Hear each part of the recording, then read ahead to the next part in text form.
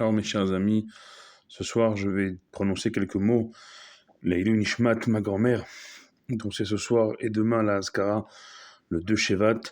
Elle s'appelait Marguerite Bat Émilie, fille de Émilie Usan. Et d'ailleurs, elle était Usan des deux côtés, de son nom de jeune fille comme de son nom euh, d'épouse, puisque mon grand-père s'appelait aussi Usan.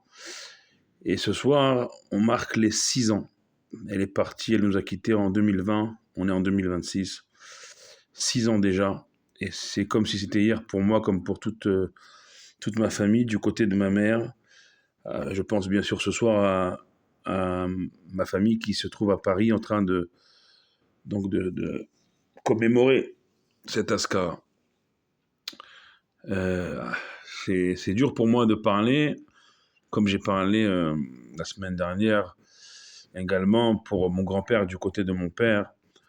Ben, pareil pour ma grand-mère du côté de ma mère ce soir, c'est dur parce que c'est peut-être encore plus dur. Je vais vous dire pourquoi. Parce que avec ma grand-mère, j'ai grandi quasiment toute ma vie jusqu'à il y a 6 ans. Quand je parle de grandir, c'est que il n'y avait pas une vacance où j'étais pas avec elle, avec mes grands-parents. Toutes les vacances à La Ciotat, tous les ans, même des fois 2 fois par an, février et en été.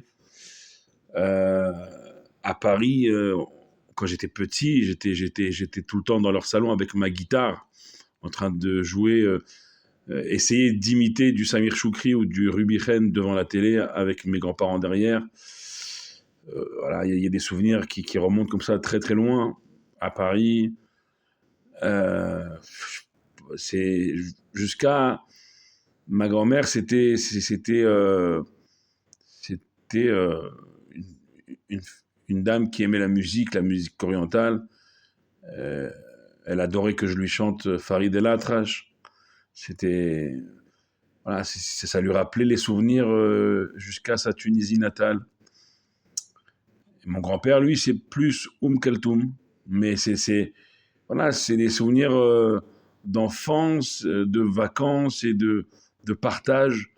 J'ai mille et un souvenirs à vous raconter avec ma grand-mère. Je pourrais écrire un livre parce qu'elle avait cette faculté à transmettre.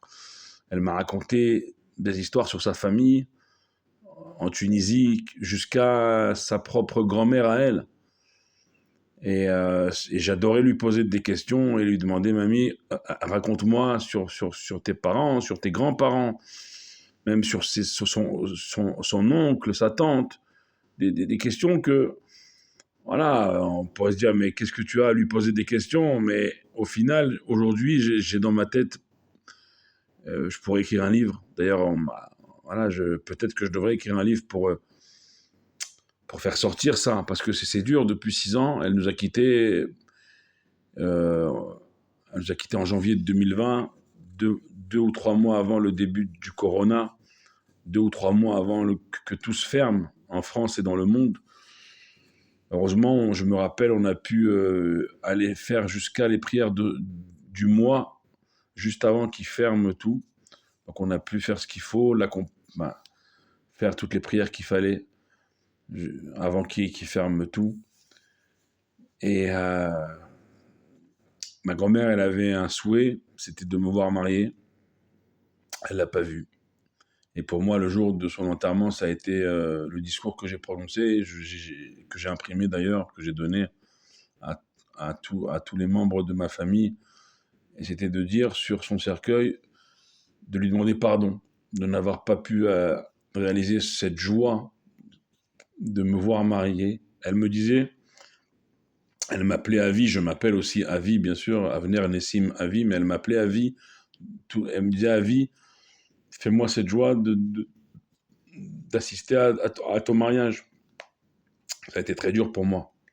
Très dur de ne pas avoir tenu cette promesse.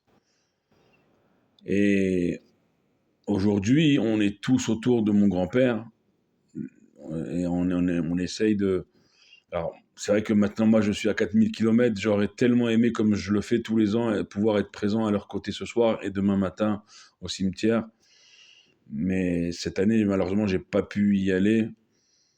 Mais on essaye on essaye d'être autour de notre grand-père, pour ma mère, de son père, puisque c'est du côté de ma mère, et je pense aussi à mes oncles, à ma tante, à mes cousins, mes cousines, en Israël et en France, bien sûr mes sœurs et mon frère aussi.